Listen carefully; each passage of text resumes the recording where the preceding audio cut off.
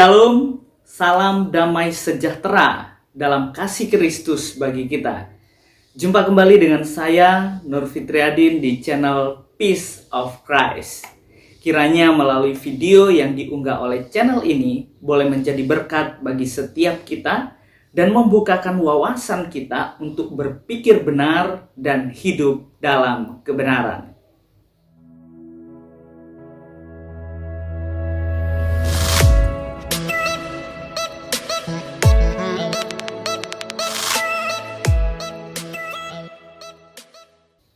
Saya yakin dan percaya bahwa Alkitab adalah firman Allah yang tidak ada sedikit pun kesalahan di dalamnya, apalagi bertentangan.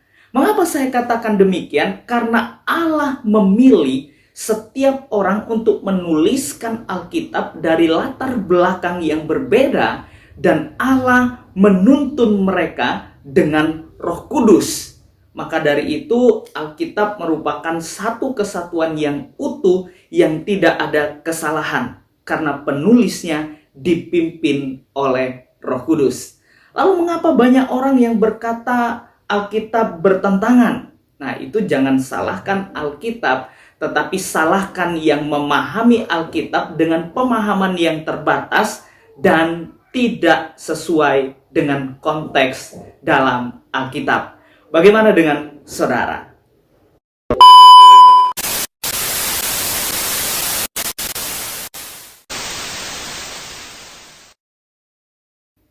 Dalam video kali ini saya akan membahas tentang sebuah video yang diunggah oleh seseorang yang katanya mu'alaf dari Katolik. Apa yang dibahas oleh beliau? Mari kita langsung saja simak video ini. Perihal Yesus Sang Juru Selamat itu sangat betul, dan tepat sekali. Yesus itu Sang Juru Selamat, benar, tepat sekali. Tapi hanya untuk Bani Israel saja. Ya. Mereka bilang di Markus 16 ayat 15 sampai 20, itu senjatanya. Pasti itu senjatanya. Dia nggak lari kemana-mana, pasti itu lari senjatanya. Ya. Oh, bukan hanya untuk Bani Israel kok. Di Markus 16 ayat 15 itu, pergilah ke seluruh dunia, beritakanlah Injil. Yang percaya dan dibaptis akan diselamatkan. Ngomongnya begitu kan? Banyak sebenarnya pertanyaan-pertanyaan yang pengen saya ajukan, tapi sulit untuk, ya istilahnya saya pengen berdebat live ya. Satu pertanyaan. Ayat itu pun bertentangan dengan pernyataan Yesus di Matius 15 ayat 24 juga.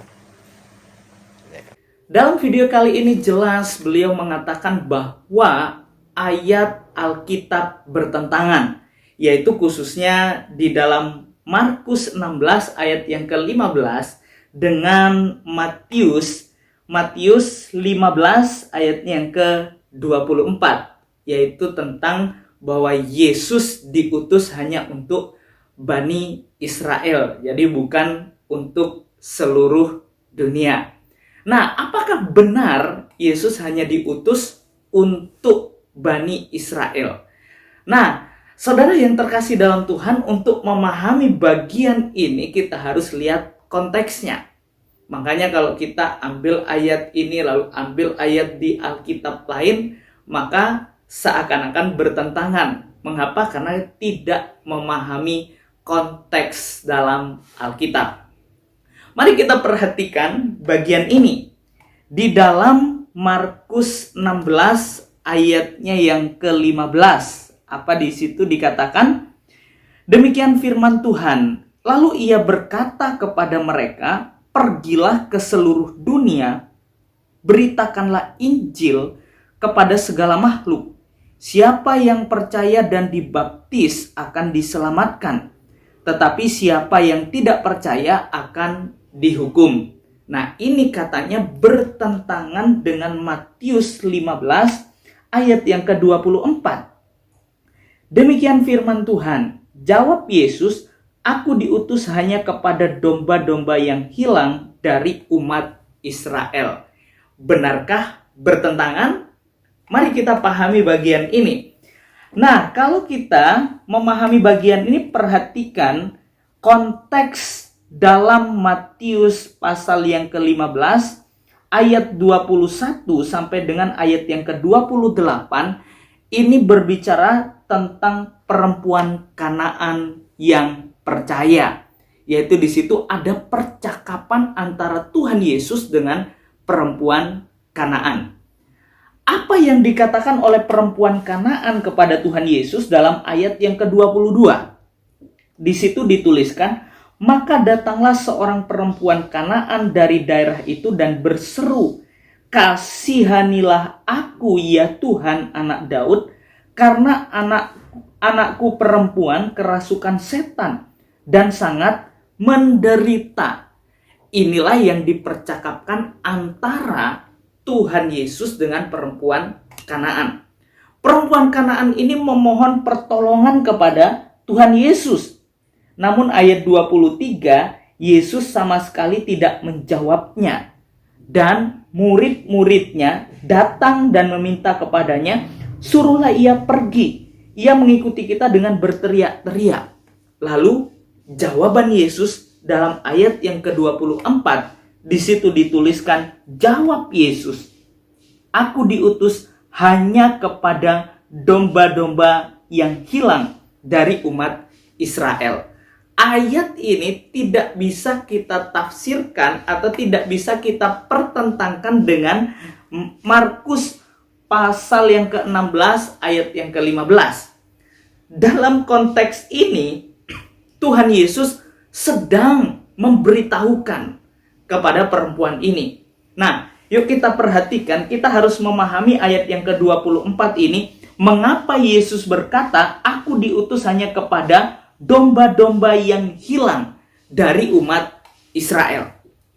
Yang pertama, ingatlah bahwa Allah memilih bangsa Israel. Allah menentukan bangsa Israel. Allah menetapkan bangsa Israel itu sebagai umat pilihannya atas kedaulatan Tuhan.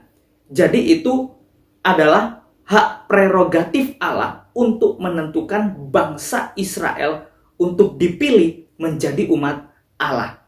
Siapakah kita manusia yang ingin mengatur Tuhan? Kita tidak mengatur Tuhan, apalagi kita menjadi penasehatnya.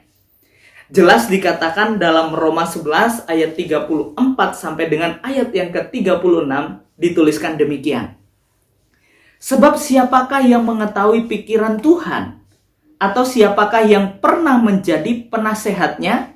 Atau siapakah yang pernah memberikan sesuatu kepadanya sehingga ia harus menggantikannya? Sebab segala sesuatu adalah dari Dia dan oleh Dia dan kepada Dia. Bagi Dialah kemuliaan sampai selama-lamanya. Kita dapat melihat bahwa Allah menentukan, Allah menetapkan umat pilihan Allah, yaitu bangsa Israel, atas kedaulatan Allah. Itu yang perlu kita ingat. Lalu yang kedua, mengapa Yesus berkata, aku diutus hanya kepada domba-domba yang hilang dari umat Israel? Yang kedua, Allah tidak pernah mengingkari janjinya, yaitu janji Allah kepada Bapak Abraham, Ishak, dan Yakub, dan bangsa Israel. Itu janji Allah. Coba kita perhatikan di dalam kitab Ulangan, pasal yang ke-7, ayatnya yang ke-7 sampai dengan ayatnya yang ke-9. Demikian firman Tuhan, bukan karena lebih banyak jumlahmu dari bangsa manapun juga, maka hati Tuhan terpikat olehmu dan memilih kamu. Bukankah kamu ini yang paling kecil dari segala bangsa? Tetapi karena Tuhan mengasihi kamu dan memegang sumpahnya yang telah diikrarkannya kepada nenek moyangmu, maka Tuhan telah membawa kamu keluar dengan tangan yang kuat dan menebus engkau dari rumah perbudakan dari tangan Firaun Raja Mesir. Sebab itu haruslah kau ketahui bahwa Tuhan Allahmu, dialah Allah, Allah yang setia, yang memegang perjanjian dan kasih setianya terhadap orang yang kasih kepadanya dan berpegang pada perintahnya sampai kepada beribu-ribu keturunan. Jadi ingat bahwa janji Allah kepada bangsa Israel itu tidak akan pernah diingkari, yaitu terhadap keturunannya. Bahkan Mesias pun itu lahir dari garis keturunan bangsa Israel. Jelas ya? Nah, lalu kalau kita kembali kepada konteks ini, Yesus sedang mengajar kepada perempuan ini, Yesus sedang memberitahukan kepada perempuan ini bahwa Allah tidak pernah mengingkari janjinya kepada bangsa Israel, yaitu sebagai umat pilihan Allah. Lalu perhatikan apa yang dikatakan oleh perempuan ini dalam ayat yang ke-25. Tetapi perempuan itu mendekat dan menyembah dia sambil berkata, "Tuhan, tolonglah aku." Nah, ingat perempuan ini di luar bangsa Israel ini, dia berkata sambil menyembah, "Tuhan, tolonglah aku."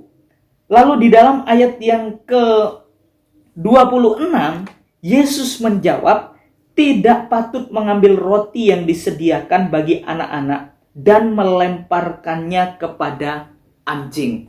Wah, ini kalau bisa ditafsirkan lagi, nanti ada timbul pertanyaan, wah Yesus ngomongnya kasar, yaitu dia ngomong anjing kepada perempuan itu. Nah, kalau kita perhatikan di sini kata anjing itu kata yang lazim dikatakan pada waktu itu, dikatakan oleh bangsa kepada bangsa yang di luar Israel. Jadi itu sudah lazim dikatakan, memang sudah demikian. Maka dari itu Yesus berkata ayat yang ke-26 itu, "Tidak patut mengambil roti yang disediakan bagi anak-anak dan melemparkannya kepada anjing." Lalu perempuan ini mengerti, memang di luar bangsa Israel itu sudah lazim dikatakan anjing. Nah, maka ayat 27 kata perempuan itu, "Benar Tuhan, namun anjing itu makan remah-remah yang jatuh dari meja tuannya." Lalu apa yang dikatakan Yesus ketika perempuan di luar Israel ini berkata demikian? Ayat yang ke-28 ini yang menjadi kunci bagi kita. Maka Yesus menjawab dan berkata kepadanya, "Hai ibu, besar imanmu, maka jadilah kepadamu seperti yang kau kehendaki." Dan seketika itu juga anaknya sembuh. Ayat ini sedang berbicara tentang iman seorang perempuan ini kepada Tuhan. Jadi kalau kita memperhatikan bagian ini lagi, saudara yang terkasih dalam Tuhan, di luar Israel pun Tuhan tolong. Asal apa? Mempunyai iman yang sama seperti bangsa Israel. Maka jelas ya bagian ini menunjukkan bahwa tentang iman seorang perempuan Kanaan. Maka dari itu jelas LAI memberikan perikop perempuan Kanaan yang percaya. Jadi orang yang percaya kepada Tuhan di luar bangsa Israel, maka dia akan mempunyai hak yang sama. Dia mendapatkan janji Allah. Dia memperoleh janji Allah sebagai ahli waris. Nah, dari mana saya katakan demikian? Perhatikan di dalam kitab Roma pasalnya yang ke-8, ayatnya yang ke-17. "Dan jika kita adalah anak, maka kita juga adalah ahli waris." Maksudnya orang-orang yang berhak menerima janji-janji Allah yang akan menerimanya bersama-sama dengan Kristus, yaitu jika kita menderita bersama-sama dengan Dia, supaya kita juga dipermuliakan bersama-sama dengan Dia. Jelas ya bahwa orang yang percaya di luar bangsa Israel, dia juga berhak menerima janji Allah. Nah, jelas ya bahwa di luar Israel juga berlaku tentang penebusan, yaitu janji Allah kepada umat pilihan dan juga kepada anak-anak Allah yang di luar Israel.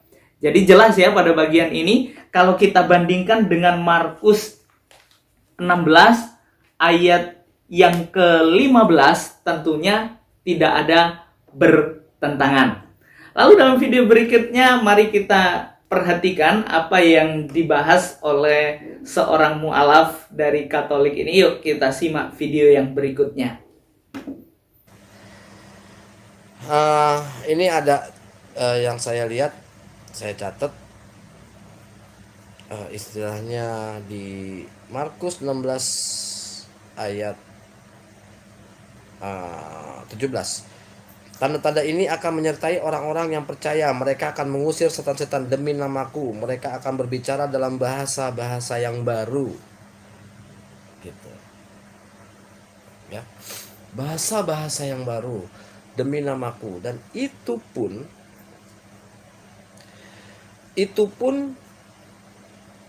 bertentangan dengan Matius 7 ayat 21 hingga 23.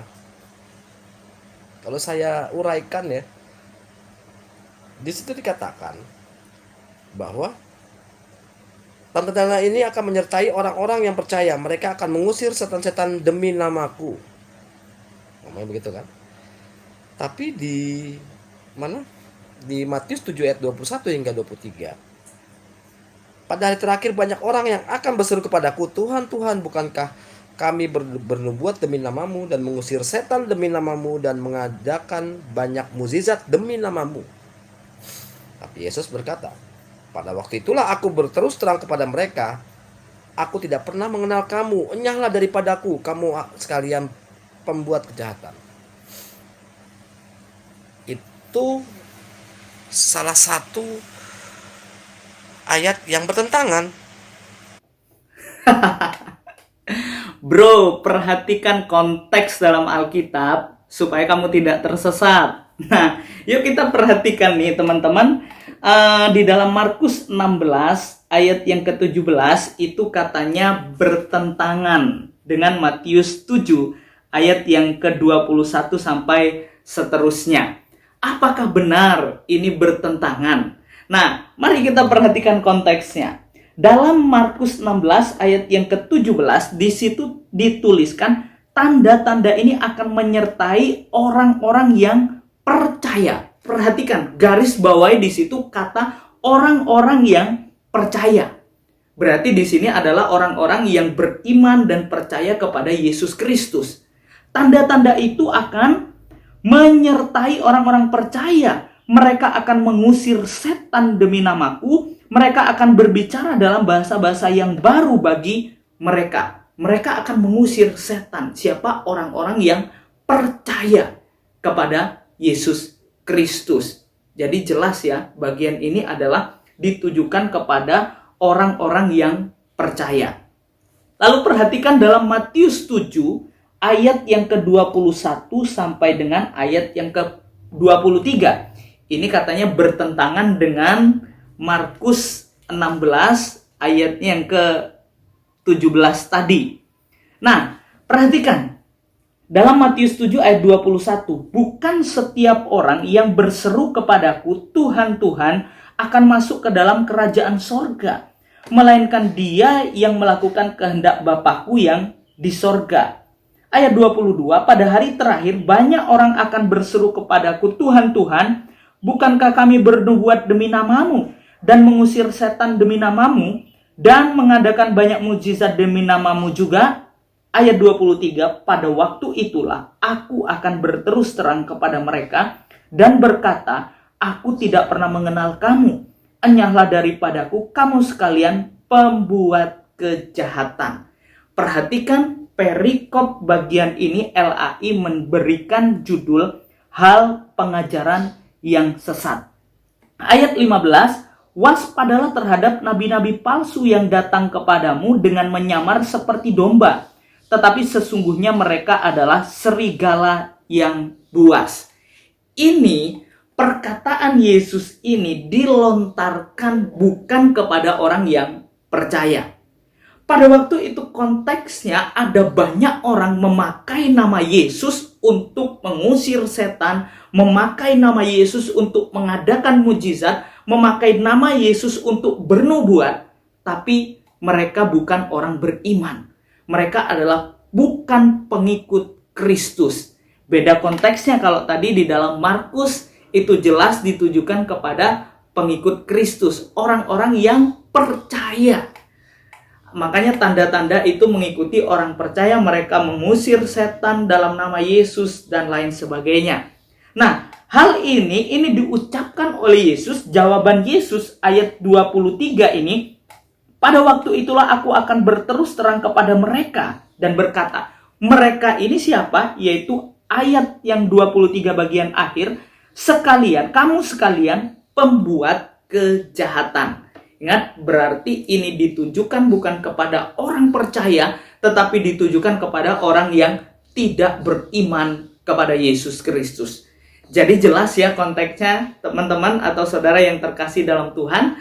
Kalau kita memahami Alkitab, jangan ambil sepotong, dipertentangkan dengan bagian lain sepotong juga. Tapi pahami konteksnya supaya kita mengerti dengan baik dan wawasan kita punya pikiran yang benar, bukan berpikir sesat, apalagi menyesatkan banyak orang. Demikian video yang saya bagikan pada hari ini, kiranya boleh menjadi berkat bagi setiap kita dan membukakan wawasan kita untuk berpikir benar dan hidup dalam kebenaran. Saya Nur Fitriadin di channel Peace of Christ mengucapkan banyak terima kasih kepada teman-teman yang sudah menonton channel ini dan mendukung channel ini. Tuhan memberkati kita semua dan biarlah kebenaran dapat diberitakan ke seluruh dunia. Tuhan Yesus memberkati kita semua. Soli Deo Gloria.